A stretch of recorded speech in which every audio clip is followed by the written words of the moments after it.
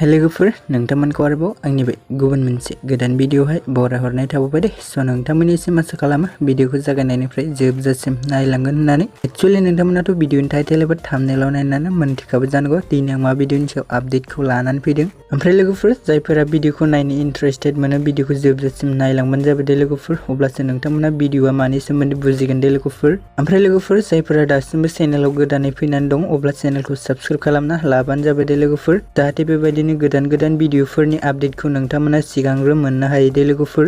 Actually लोगोफोर आं दिनै दावखा बिदै आबुं बर' सावथुननि सायाव नोंथांमोननिसिम शेयार खालामनो होननानै फैदों दे लोगोफोर।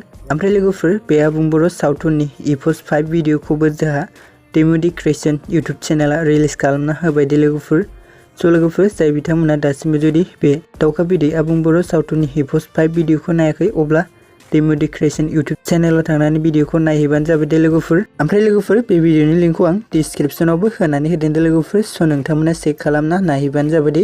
ओमफ्राय लोगोफोर जोंहा बेबायदिनो माखासे फैनो गोनां एपिसोडफोरखौबो नायबावनो थाखाय नोंथांमोना डेम'दि क्रिएशन इउटुब चेनेलखौ सापर्ट खालामना लाबानो जाबाय दे लोगोफोर। मानोना नोंथांमोननि सापर्ट आरो मदद मोनोब्लानो बिथांमोना फैनो गोनां माखासे एपिसोडफोरखौबो थाबैनो रिलिज खालामना होगोन दे लोगोफोर। स' लोगोफोर बिदिब्ला जों माखासे गुबुन पार्टफोरखौ माखासे सान नायनो थाखाय नेना थासैलाय दे लोगोफोर।